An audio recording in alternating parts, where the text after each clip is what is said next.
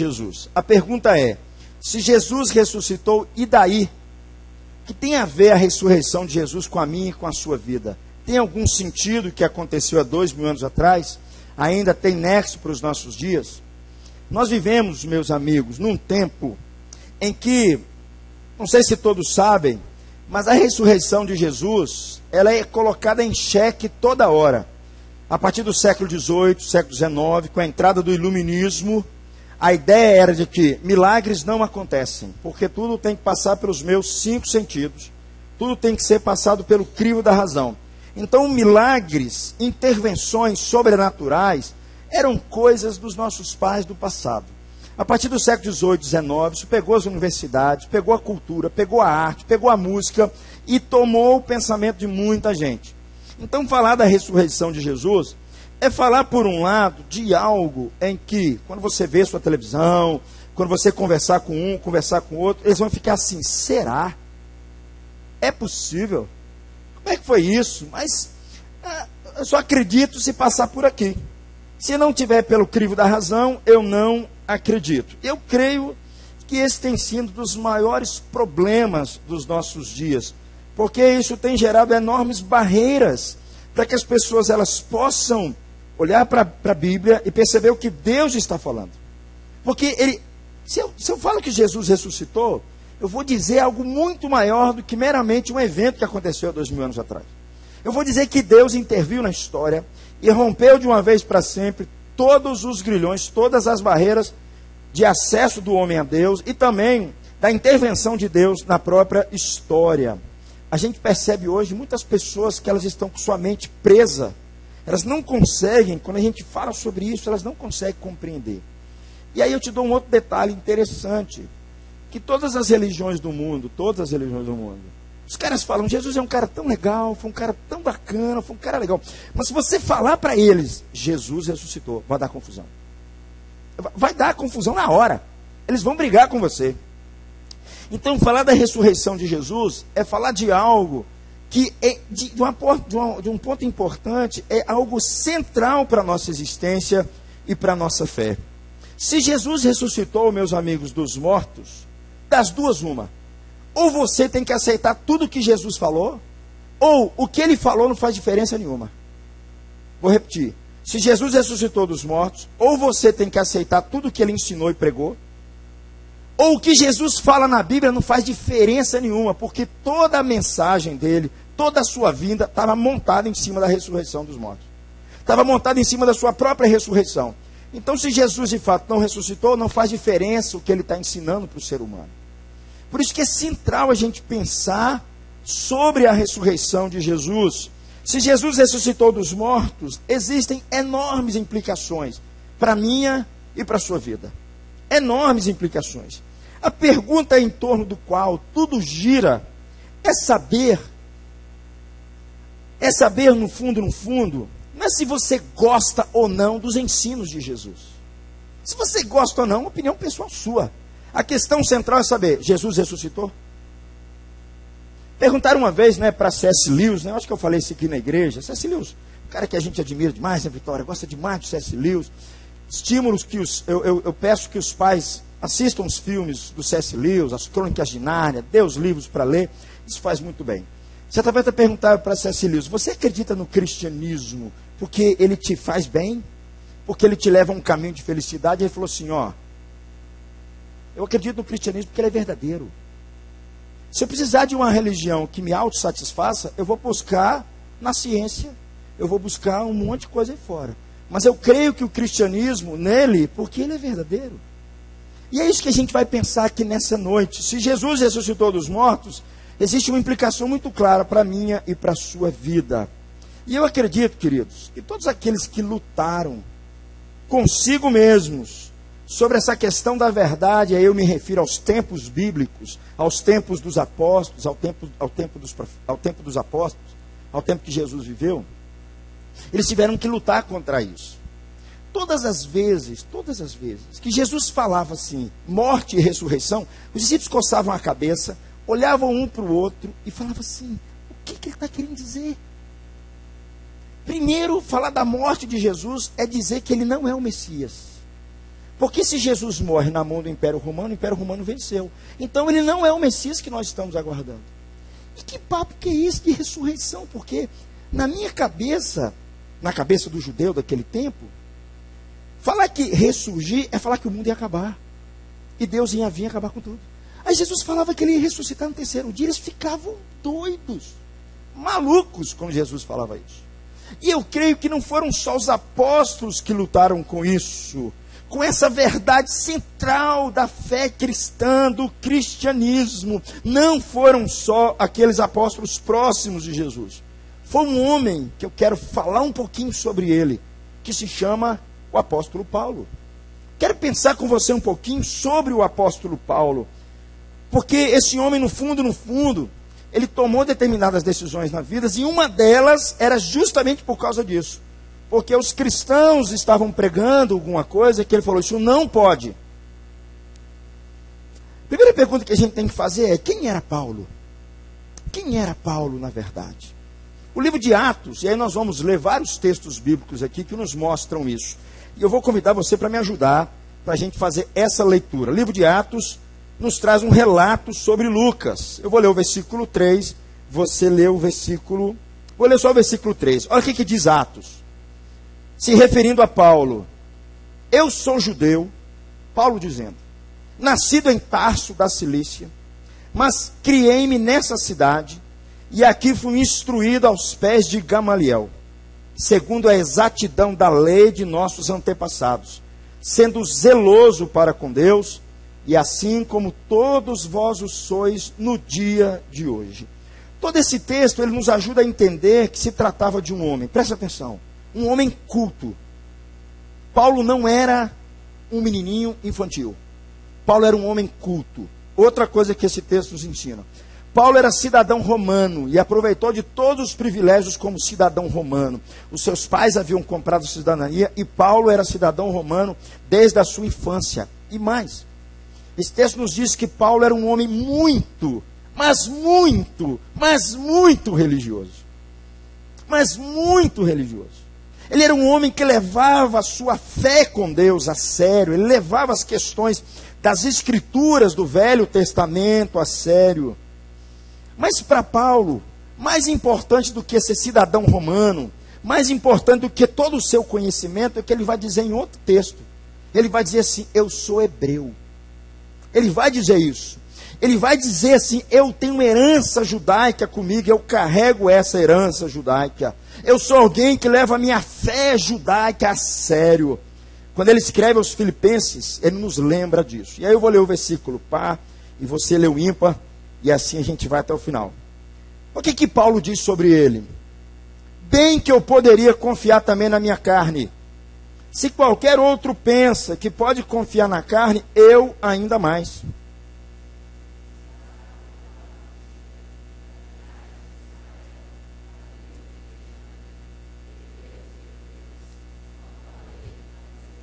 Quanto ao zelo perseguidor da igreja, quanto à justiça que há na lei, irrepreensível. Eu quero chamar a atenção só de duas coisas aqui que Paulo fala nesse texto, se referindo à sua própria vida, ao seu próprio currículo. O primeiro deles, ele fala, eu sou da tribo de Benjamim. O primeiro rei de Israel era da tribo de Benjamim. E por incrível que pareça, o primeiro rei de Israel se chamava Saul, que alguns dizem que vem o nome de Paulo. Saulo era o nome de Paulo. Não é verdade? Então o papaizinho de Paulo, quando colocou o nome dele, pensou em alguma coisa referente, dizendo, não, é alguma coisa referente ao primeiro rei de Israel. Outra coisa que Paulo diz aqui para nós, quando ele diz aqui assim, eu sou hebreu de hebreus, ele está fazendo um contraste aqui, porque no tempo de Paulo, havia um outro grupo de judeus, que também batia no peito e dizia, nós somos judeus. Mas eles tinham um problema, eles não falavam o hebraico, eles falavam o grego. Paulo não. Paulo dizia, eu falo o hebraico.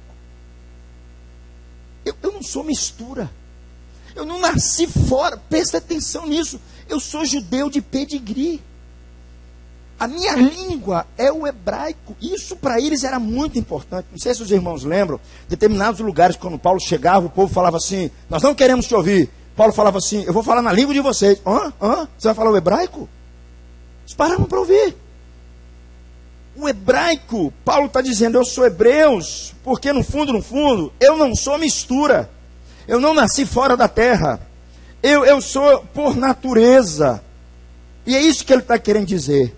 Em outras palavras, ele está dizendo, eu preservo todos os costumes judaicos. Era de se esperar para Paulo, que nasceu na cidade de Tarso, que era de uma língua grega, que ele batesse no peito e dissesse assim, não, eu falo grego e está de bom tamanho. Mas ele não faz isso quando ele apresenta o seu currículo. O que ele está dizendo aqui para nós é de forma clara, preste atenção, eu sou hebreu, eu falo hebraico, na língua de vocês. Eu não sou mistura. Eu sou alguém muito mais do que vocês imaginam. E mais, eu guardo toda a lei judaica. Eu guardo todos os preceitos judaicos. E mais, eu vivo como um judeu. Era esse Paulo. Outra coisa que esse texto nos diz, que fala sobre Paulo, ele fala, quanto à lei, eu sou fariseu. Essa ideia de fariseu é muito interessante. Porque os fariseus eram um dos grupos mais severos para tratar das questões religiosas. Deu muito problema no tempo de Jesus, teve muito conflito com Jesus, e Paulo era desse grupo de religiosos chamado fariseu. Em outro texto ele diz assim, eu sou fariseu, filho de fariseu. A palavra fariseu significa alguém que é separado. Dava a ideia aqui para nós de que Paulo, ele era um cara que lidava com a sua pureza moral. Ele não se deixava levar por qualquer tipo de coisa que pudesse sujar a vida dele moralmente. Porque era um homem que levava a sua vida religiosa muito a sério. Para Paulo, a coisa mais importante para ele como um judeu era, eu guardo o sábado. Eu não como qualquer alimento. Eu não me comporto de qualquer maneira. Eu procuro ser um homem puro na minha forma de viver, um cara moralmente correto. Era Paulo. É isso que ele está dizendo aqui quando ele fala que ele era fariseu.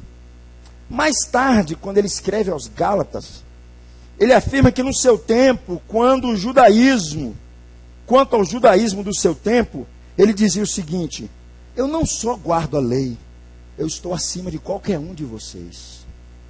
Ninguém de vocês me superam. Olha o que ele diz em Gálatas capítulo 1, versículo 14. Na minha nação, quanto ao judaísmo, avantajava-me a muitos da minha idade, sendo extremamente zeloso das tradições dos meus pais. Paulo está dizendo, vocês guardam os preceitos da fé religiosa? Eu muito mais. Eu muito mais do que todos vocês aqui.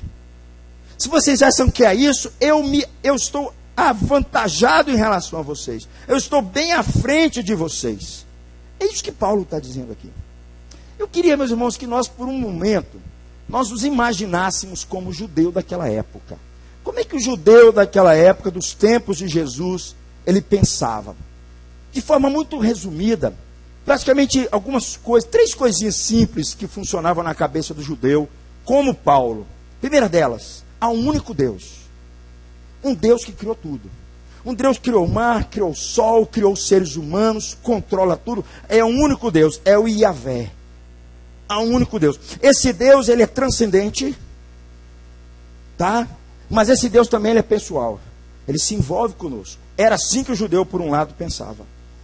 Outra coisa que o judeu pensava, como Paulo, era uma blasfêmia sugerir que qualquer ser humano adorasse outro ser humano. O judeu não admitia que ninguém se curvasse para outro ser humano. É por isso que eles tiveram um problema no Império Romano, porque o imperador dizia, eu sou Deus. Os judeus falavam assim, meu amigo, nós vamos morrer e perder o pescoço, mas eu não me curvo para esses caras. Eu não adoro esses caras, eu não louvo esses caras. E os cristãos sofreram, os judeus sofreram também por causa disso. E Paulo era dessa linha. Para ele, para o judeu, como eu disse no começo, falar da ressurreição corpórea de alguém na história é dizer, o mundo acabou. O mundo simplesmente acabou. Porque haviam profecias do Velho Testamento que traziam uma ideia de que no dia que isso acontecesse seria o dia final. o dia de julgamento que Deus traria sobre o mundo inteiro. Então, para Paulo, era assim que ele pensava. Era inconcebível, tanto para Paulo quanto para os judeus daquela época, os religiosos, imaginar que alguém fosse ressuscitar no meio da história, como Jesus fez. Presta atenção, queridos, Jesus ressuscita no meio da história. E ele anda no meio das pessoas, ele atravessa paredes, ele come com as pessoas, ele passa 40 dias juntos com seus discípulos, junto com eles. E isso para eles era inconcebível. E Paulo era dessa linhagem justamente, porque na cabeça deles eles pensavam, não pode isso acontecer, porque quando o fim chegar, não vai ter mais dor, não vai ter mais sofrimento, a morte também não vai existir mais. Então para Paulo, eu estou tentando me imaginar como alguém judeu vivendo naquela época, e alguém falando comigo que alguém ressuscitou. Era assim que eles pensavam.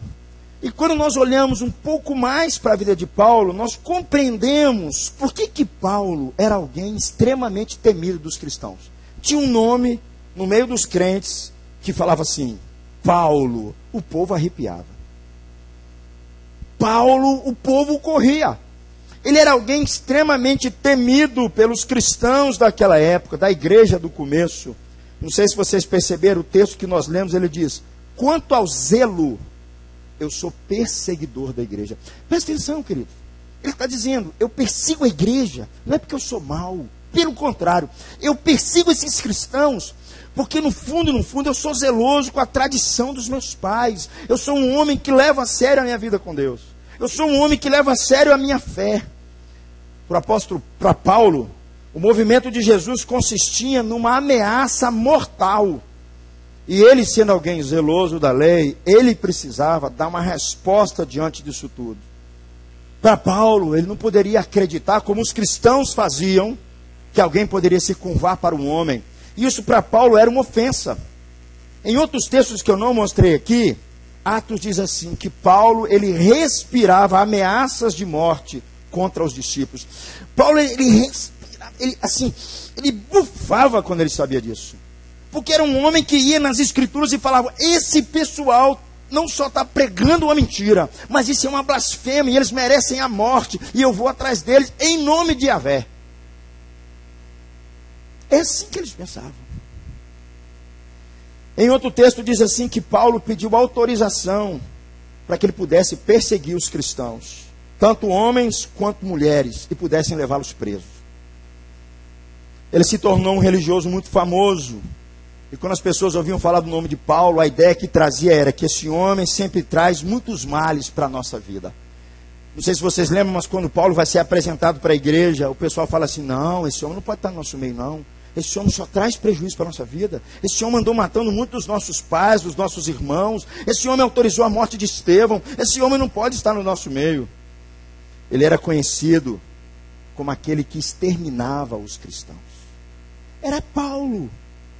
E Paulo, como um bom judeu, ele olhava para os cristãos e entendia que aquilo era uma blasfêmia, porque eles afirmavam que Jesus Cristo era Deus. Eles afirmavam que Jesus era o Messias. E eles adoravam Jesus, eles se curvavam diante de Jesus. Para Paulo, fala, isso é uma blasfêmia. Eles estão falando que o Deus Criador de todas as coisas é Jesus. Eles estão querendo dizer que Jesus também é Deus. Isso para o judeu, meu amigo, e para um homem como Paulo, era ponto de confusão. E era por isso que ele perseguia os cristãos. Veja bem o que está escrito em Atos 22, 4 e 5. Eu vou ler o verso par, se lê o ímpar, por favor.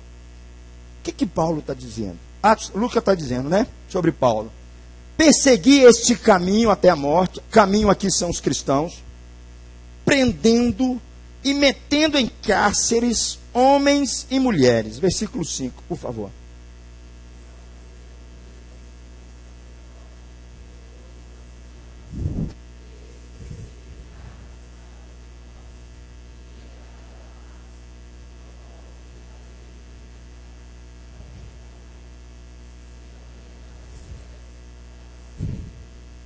Vocês percebem como era Paulo?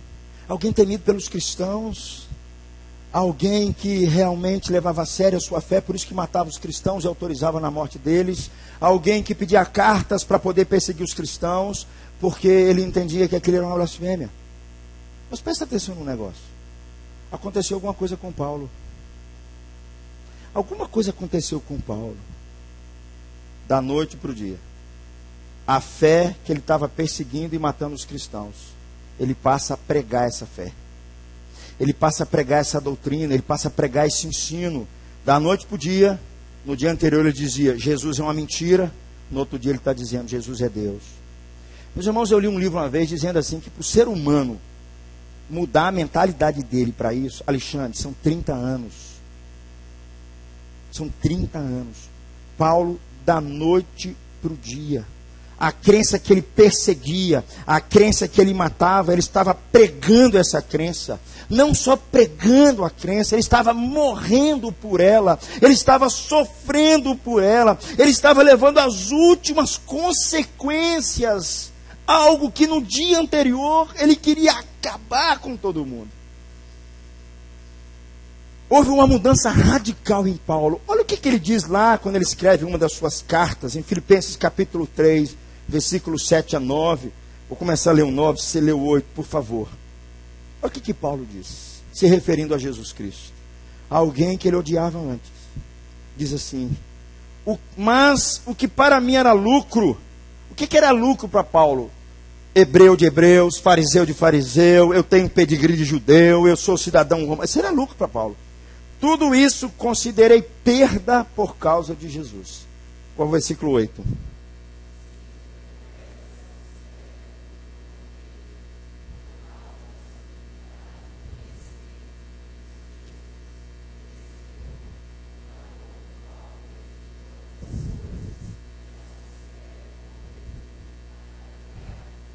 E se achado em Jesus, não tendo justiça própria que procede de lei, senão a que é mediante a fé em Cristo Jesus, a justiça que procede de Deus, baseado na fé.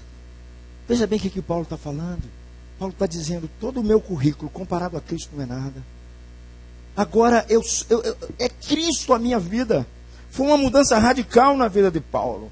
Em outro momento ele chega a dizer que em nada ele considerava sua própria vida, a não ser que ele pregasse a Jesus Cristo e trabalhasse por Jesus. Olha Atos capítulo 20, versículo 17 a 24. Eu vou ler o ímpar, você lê o par, por favor. Vós bem sabeis, Paulo dizendo, como foi que me conduzi entre vós em todo o tempo, desde o primeiro dia em que entrei na Ásia.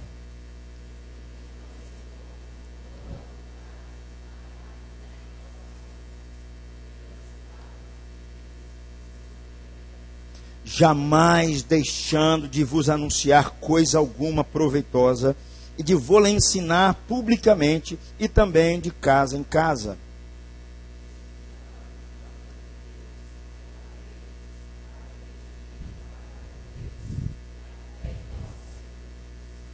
E agora, constrangido em meu espírito, vou para Jerusalém, não sabendo o que ali me acontecerá.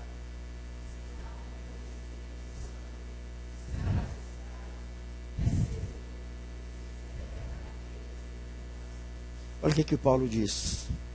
Porém, em nada considero a vida preciosa para mim mesmo, contanto que complete a minha carreira e o ministério que recebi do Senhor Jesus para testemunhar o evangelho da graça de Deus.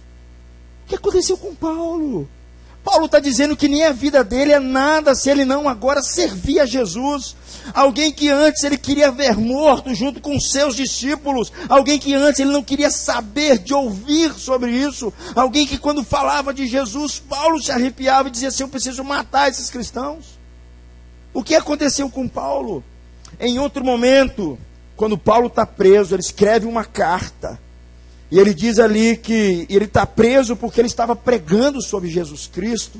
Ele estava sofrendo por causa de Jesus. E ali Paulo já está dá a entender que Paulo está a poucos minutos da sua morte.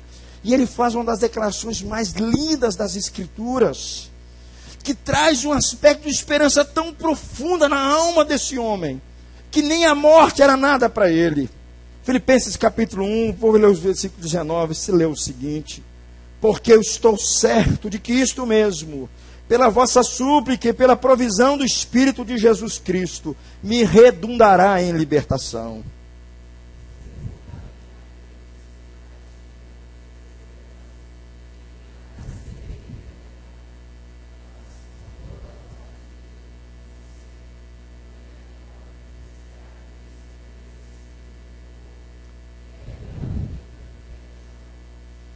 Porquanto, para mim, o viver é Cristo e o morrer é lucro.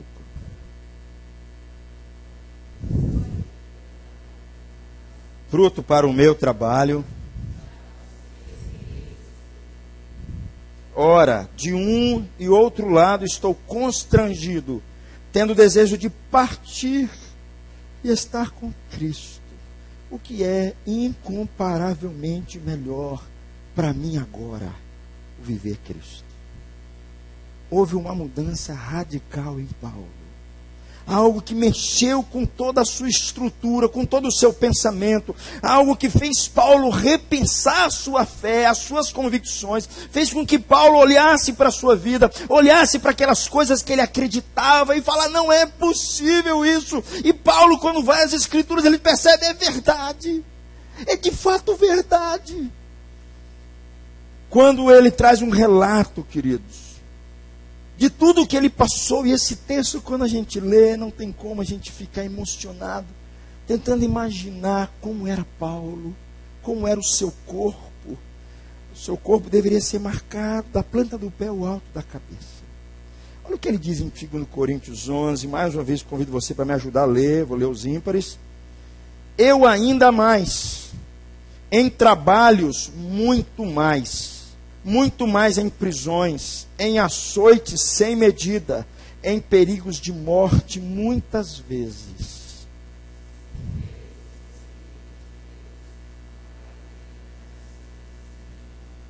Fui 3 vezes fustigado com varas, uma vez apedrejado, em naufrágio 3 vezes, uma noite e um dia passei na voragem do mar.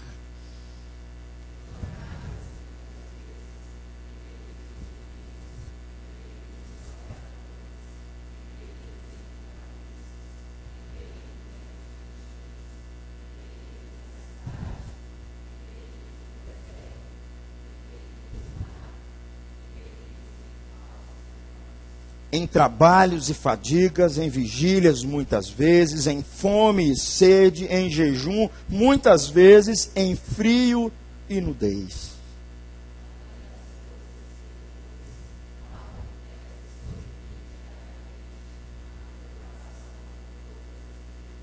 Fico tentando imaginar como era o corpo de Paulo. Por homem passar por tudo isso aqui que ele passou. E agora ele está passando isso por causa de Jesus. A fé que antes ele perseguia, agora está sendo perseguido, está sofrendo por causa de Jesus. No meio de todas as suas dores, ele ainda se preocupa com a igreja, com seus irmãos. Me pesa a preocupação com os meus irmãos. Esse homem aqui, na voragem do mar, muitas vezes. O que levaria um homem como Paulo, com todas as suas vantagens que tinha como cidadão romano, como um bom religioso e um bom fariseu no seu tempo, um homem extremamente respeitado, um homem que deveria chegar nas sinagogas e todo mundo deveria abrir espaço para ele passar, as pessoas que deveriam cumprimentar Paulo, talvez os pais olhassem para Paulo e falassem assim, meu filho, eu quero que você seja como aquele religioso ali. O que aconteceu com Paulo? Na verdade, que ele levou a sua fé até as últimas consequências por causa de Jesus. Que acontecimento tão grandioso poderia ser esse, que simplesmente derrubou toda a resistência judaica de Paulo, que desmanchou toda a sua estrutura, e Paulo agora da noite para o dia está pregando a fé que ele perseguia. Paulo da noite para o dia está sofrendo por causa do nome de Jesus, rompeu seus amigos, suas amizades, rompeu dentro da sua casa, rompeu junto aos seus amigos, aos seus próximos, por causa de Jesus. O que aconteceu? Só tem uma resposta. Foi a ressurreição de Jesus. Não foi outra coisa. Não foi outra coisa. Certa feita eu li um livro que o autor dizia o seguinte: era mais fácil um tigre perder suas manchas do que Paulo se converter. como era o apóstolo Paulo. Paulo sabia, queridos, que se a ressurreição de Jesus fosse verdadeira, não seria mais possível nós vivermos de qualquer maneira. Paulo sabia que se a ressurreição de Jesus fosse verdadeira, nada agora o seguraria. Ele não teria medo de nada. Ele não teria medo de desemprego. Ele não teria medo de espada romana. Ele não teria medo do câncer. Ele não teria medo de nada. Se Jesus ressuscitou dos mortos, isso muda tudo. Ninguém mais precisa achar que o seu valor está nas coisas que você tem. Ninguém mais precisa achar que a esperança para o amanhã está nas quantidades de bens que eu acumulo hoje, ou no meu emprego que me dá uma certa garantia, ou nas propostas que o governo traz para nós, dizendo que vai trazer uma vida boa para o nosso país. Os adolescentes não precisam mais achar que o seu corpo e a sua beleza é a última razão da existência. Os rapazes não precisam achar que a única coisa que tem na vida é sexo, droga, e mulher e bebida. Se Jesus ressuscitou, Paulo está dizendo para nós, nós temos outra vida. Nós temos esperança para outra vida. Nós não somos mais alienados, nós não somos mais um zero à esquerda. Mesmo a vida dando tudo errado, se Jesus ressuscitou, Ele põe tudo no lugar. Porque Ele venceu os grilhões da morte. Ele venceu o maior dos nossos medos e temores. Ele venceu a causa da falta do nosso sono à noite. Das nossas angústias e preocupações, se Jesus ressuscitou. Se Jesus ressuscitou, queridos, a esperança para o seu casamento, a esperança para a criação dos seus filhos. Se Jesus ressuscitou, a esperança para a sua família, a esperança para essa cidade, existe esperança para esse país, meus irmãos. Se tudo na vida estiver dando errado agora, saiba que se Jesus ressuscitou, Ele venceu, queridos. Essa mensagem, esse fato histórico é que mexeu com Paulo. Porque Jesus ressuscitou. Ele mesmo diz lá em 1 Coríntios, se Cristo não ressuscitou, é vã a vossa fé. Vocês estão perdendo tempo. Vão assistir televisão, vão embora para casa. É vã a vossa fé. E pior, vocês vão continuar nos seus pecados, se Jesus não ressuscitou. Foi esse acontecimento, queridos, na história, que derrubou toda a muralha e resistência religiosa, filosófica, as ideias de Paulo, porque Jesus ressuscitou. Vocês estão começando a entender por que o iluminismo bateu tanto na ressurreição de Jesus e batem até hoje? Porque se de fato provarem que Jesus não ressuscitou, nós somos um bando, desculpa falar, nós somos um bando de idiotas. Nós estamos aqui à toa, se Jesus não ressuscitou. Se Jesus não ressuscitou, realmente, toda religião é uma farsa. O cristianismo, melhor dizendo, é uma farsa. Passamos anos e anos fazendo as nossas orações, clamando a Deus, pedindo que Deus nos ajude. Isso tudo é uma farsa se Jesus não ressuscitou. É isso que Paulo está dizendo aqui para nós, sobre a ressurreição de Jesus.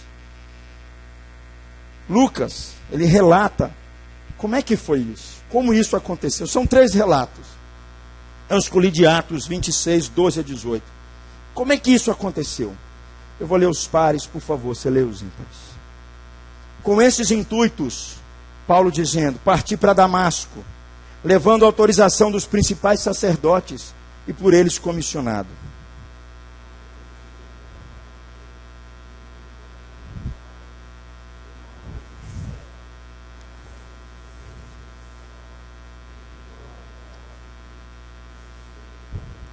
E caindo todos nós por terra, ouvi uma voz que me falava em língua hebraica, Saulo, Saulo, por que me persegues?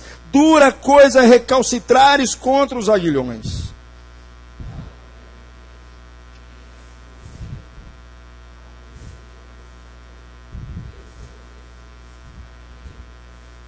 Mas levanta-te, firma-te sobre os teus pés, porque por isso te apareci, para te constituir ministro e testemunha, tanto das coisas em que me viste, como daquelas pelas quais te aparecerei ainda.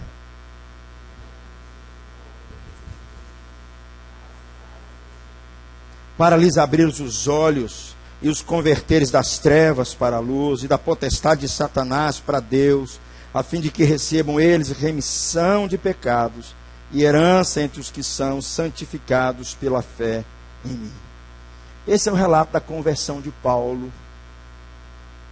Recebeu cartas para perseguir os cristãos, mas ele não sabia que Jesus estava na cola dele. Ele não sabia que Jesus estava perseguindo ele. Ele não sabia que Jesus estava de olho nele. Ele não sabia disso. E Jesus o encontra na estrada de Damasco. Uma luz muito forte como de meio-dia.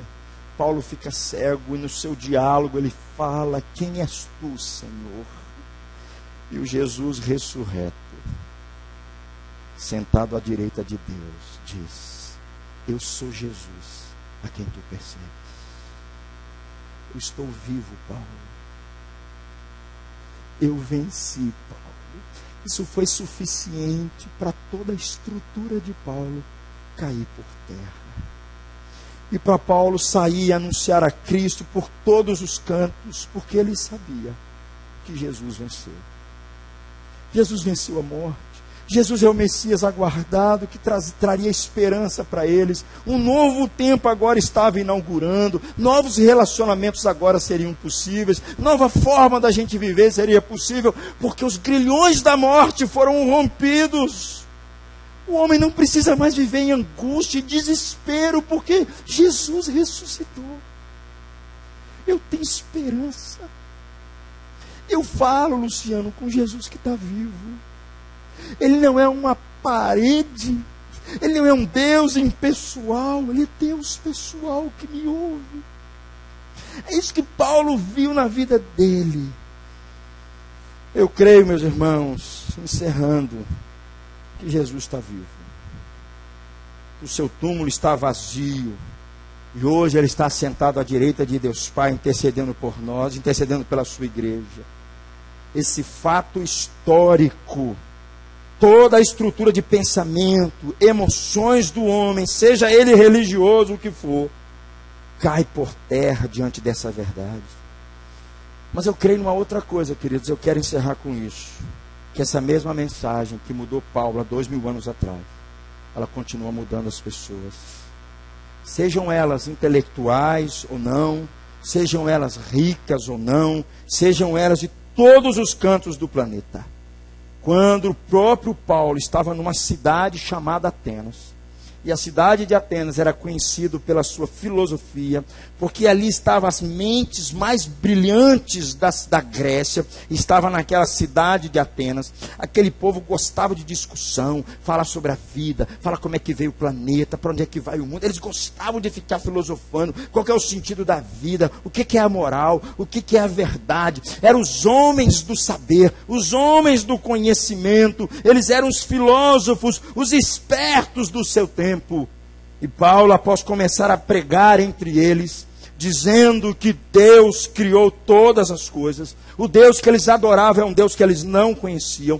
Paulo vai dissertando com eles, dizendo que Deus é quem criou todas as coisas, tudo veio das mãos de Deus, tudo é sustentado por Deus, todas as pessoas, não há ninguém que consegue fazer alguma coisa ou tatear a Deus, como se isso fosse possível, porque Deus é quem a todos dá vida, respiração e tudo mais. Em Deus nós nos movemos, em Deus nós existimos.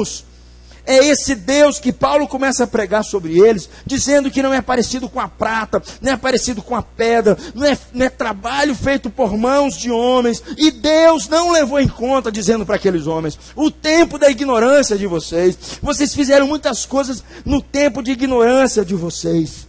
E aí Paulo, no finalzinho do seu sermão, ele encaminha e diz, mas agora chegou o tempo para que vocês se arrependam. E aí Paulo encerra o seu sermão dizendo, porque Deus estabeleceu um dia em que há de julgar vivos e mortos, por meio do seu Filho, que ele ressuscitou dos mortos. Quando Paulo falou isso, os caras olharam e falaram assim, Paulo, você está viajando na maionese. Paulo, foi até legal que você me explicou, mas dá licença, eu tenho mais coisa o que fazer. A Bíblia diz que praticamente 3, 4 pessoas se renderam à mensagem de Paulo. E Paulo partiu para a Grécia. para a cidade de Corinto sem nenhum problema. Essa mensagem continua sendo do mesmo jeito. As pessoas continuam ouvindo, falando que Jesus ressuscitou.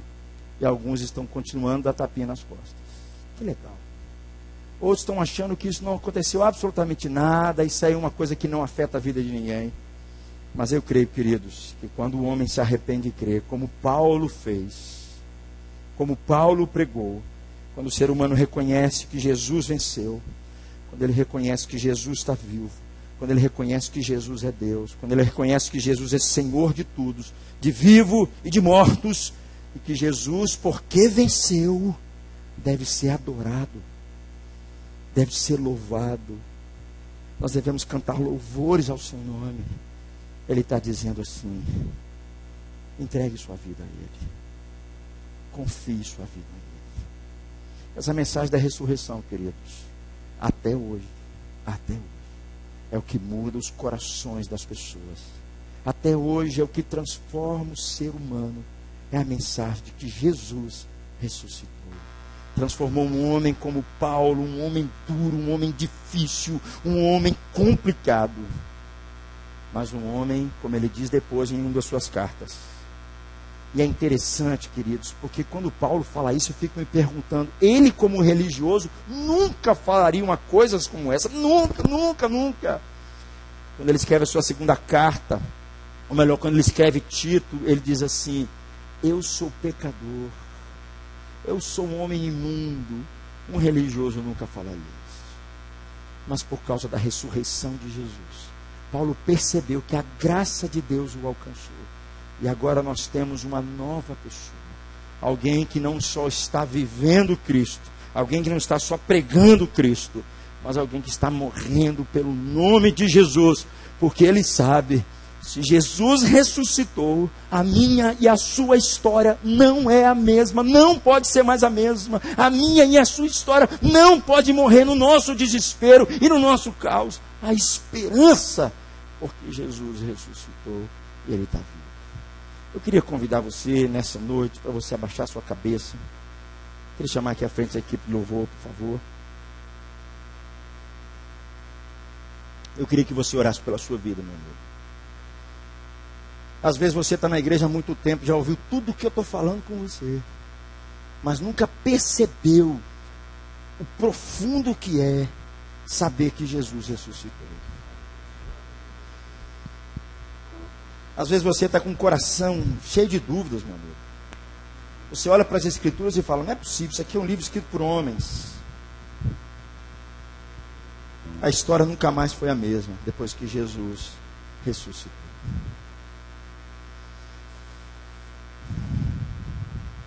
Ore pela sua vida, meu amigo. Ore para que Deus quebre todas as muralhas e barreiras que você está colocando para não acreditar que Jesus está vivo, que Ele venceu a morte, que Ele ressuscitou. Oh Deus, nessa noite, Pai, eu quero apresentar as nossas vidas diante do Senhor. Deus, obrigado. Obrigado, Deus, porque o meu Deus, o meu Senhor Jesus, Ele não está num túmulo. Eu posso visitar os ossos de Buda. Eu posso visitar os ossos de Allan Kardec. Eu posso visitar os ossos de Hare Krishna, de Maomé. Mas de Jesus não. Porque Ele não está ali mais. Deus, essa mensagem, Deus, essa verdade do Senhor, que ela tome o nosso coração e a nossa vida, dizendo que, de forma muito clara, que Deus, Ele interviu na história, e as leis agora, elas estão sujeitas ao Senhor da história, como sempre esteve. Não é o médico que tem a última palavra, não é a ciência que tem a última palavra, não são os políticos que têm a última palavra, não são os economistas que têm a última palavra. Quem tem a última palavra é Jesus, Senhor dos céus e da terra. Oh Deus, em nome de Jesus, a minha oração é que nós possamos conhecer a Cristo cada vez mais. Se necessário for sofrer pelo nome de Jesus, Se necessário for, pregar o nome de Jesus aonde for, porque é esse nome, acima de todo nome, que por causa da sua morte, perdoando-nos, enfrentando tudo aquilo, hoje Ele está à direita de Deus Pai, intercedendo pela sua igreja. Ó Deus, visite-nos nessa noite, Deus. Aumenta a nossa fé no Senhor. Que a gente leve, Pai, o fato de que Jesus ressuscitou a sério no nosso dia a dia, ó Deus. É o que eu oro e agradeço, pedindo que o Senhor nos perdoe, Pai, no nome de Jesus. Amém. Queria convidar você para a gente encerrar, a gente cantar mais uma vez aquele canto que nós ensinamos. E Deus criou o homem sim para o lugar.